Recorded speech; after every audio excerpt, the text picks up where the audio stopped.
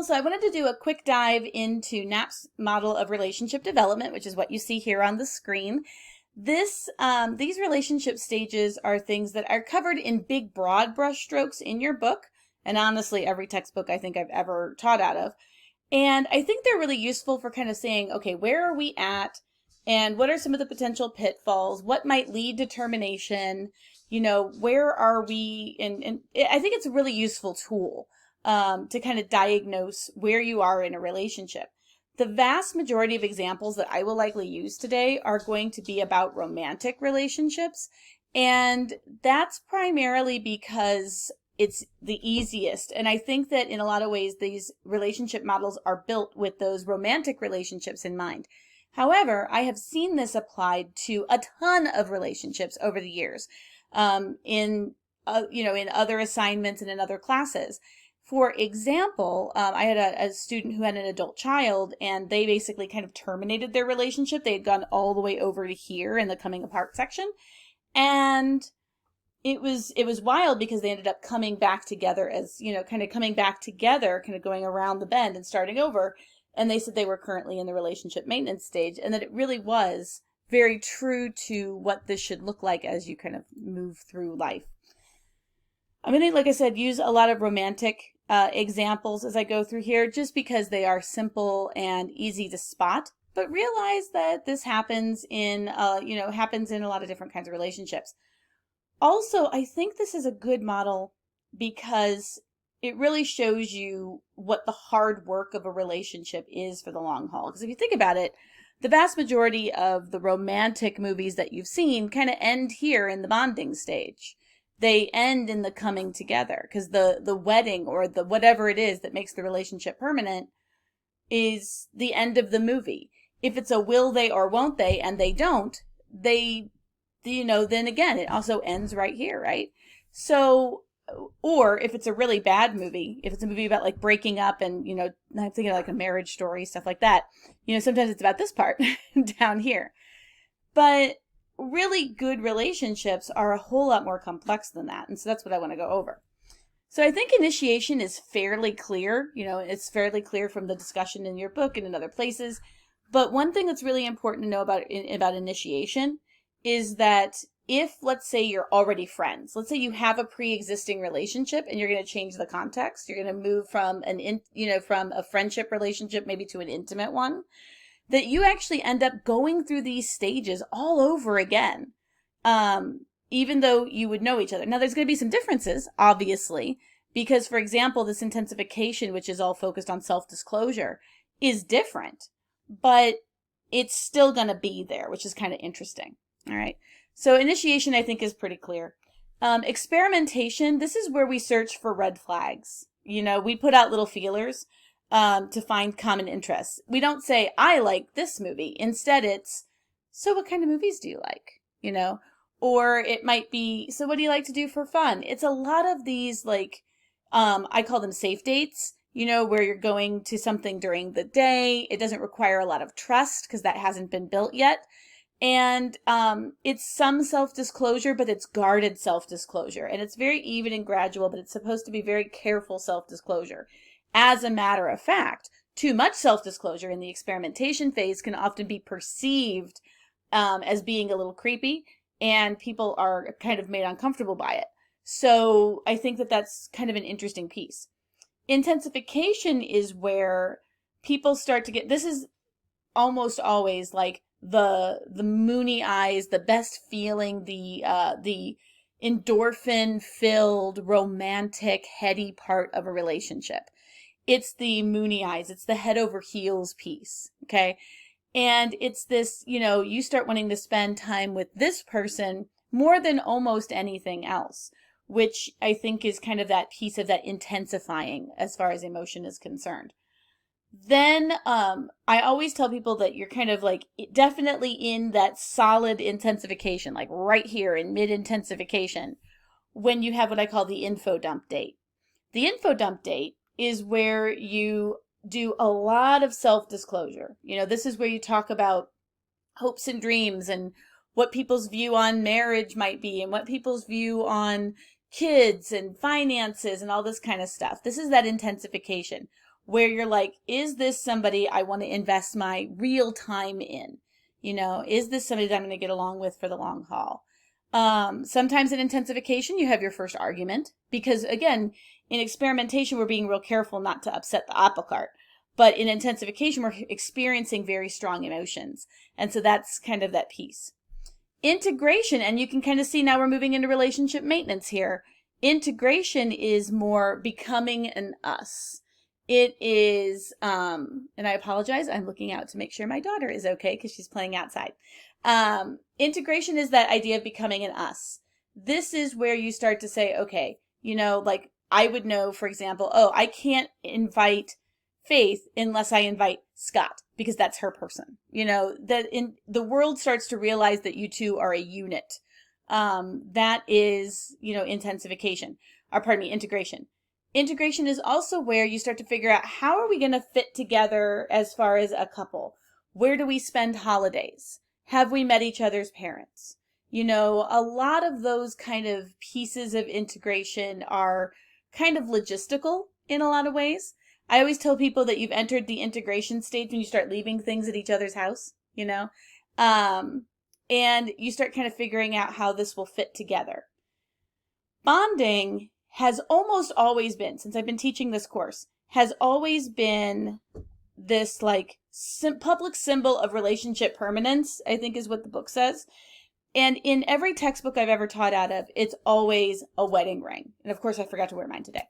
But it's always this like, we make it public, we're permanent. This is why we meet our parents in the intensification stage. That's the bonding stage. And that's why so many romantic comedies end with bonding, right? They end with the marriage piece. However, because more and more couples are delaying marriage and some of them are not getting married at all, there is some difference that I see. Now, bonding is not making something social media official, right? It's not changing your status or anything like that, because that's a little too easy to go back and forth with. Usually I will see that in the integration phase or the intensification phase, depending on the people. But I think this is definitely more something big. It's not even adopting a pet together. It would be like moving in together, for example, if that's a part of your system of belief, or it's marriage, or it's something else. I had a friend couple who they moved in together and were pretty much married in all but name, but they had to get over to India because she was from Mumbai and have this big, huge Indian wedding ceremony that took like a year and a half to plan. So, they were kind of married, but kind of not. So that was kind of an interesting piece. But you'll note that bonding is kind of at the end of that coming together, because then we start kind of moving into differentiation. And bonding is one of those times when, in a lot of cases, especially think about the newlywed phase, right? We talked about the honeymoon, the honeymoon stage. Bonding is almost always that honeymoon stage where somebody can do no wrong. Differentiation is where we start to say, okay, wait a second. I'm still a person, right? I'm still a person with my own needs and my own identity. I'm a human being. I am not, I have not melded into a blob that exists. And I know that this sometimes runs contrary to some people's religious beliefs because you look at this idea of the two becoming one. But, in practice, even if you are a unit, even if you're a married couple, you still have your own personality, right? You still have your own kind of goals and dreams and wants. And they should be in concert, but they're never going to be exactly the same because we're human, right? So differentiation is, how am I an individual within the scope of this relationship? That's kind of the psychology and kind of the big piece. The other piece of differentiation is very practical. It's defining the roles. Whose job is it to do this thing? Who pays the bills? Who is going to be the primary breadwinner? Who's going to do, my husband is the designated bug killer in the house. That's his job. I don't even, because actually he doesn't kill bugs. He takes them outside. And because he does, that's his thing. And one of the things, the reason that this is so much an interesting part of relationship maintenance is because whenever there's a big change, you often have to go through differentiation multiple times. So it's really interesting when we had my daughter, when my daughter was born, I actually can see us going all the way back to this integration, trying to figure out how does this child fit within our lives? And, the bonding in traditional sense would be, baptism or some sort of naming ceremony or a birth, something like that. And differentiation is like, well, when my daughter was born, my husband changed every diaper. I fed her, and my husband changed every single diaper. Once she was weaned, we went through that process again and figured it out. And it's really kind of funny because today, literally today, as I'm recording this video, my daughter fell and hurt herself pretty badly. She's kind of banged up. And my husband was, he was an MP in the Army Reserve. And so he has some basic first aid training and and he's really good with her about that. She wanted Da during that phase.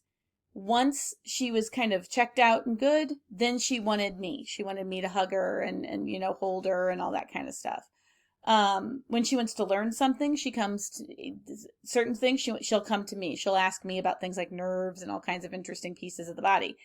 When she wants to be cheered up, she'll go to Da because Da is funny. And so it's really interesting to kind of see how our relationship is kind of moderated by her. And so that's also pieces of differentiation. What roles do people play? Circumscribing, and you'll note that circumscribing is starting to kind of go toward this coming apart because if it's done a certain way, this can be negative. And that's kind of why.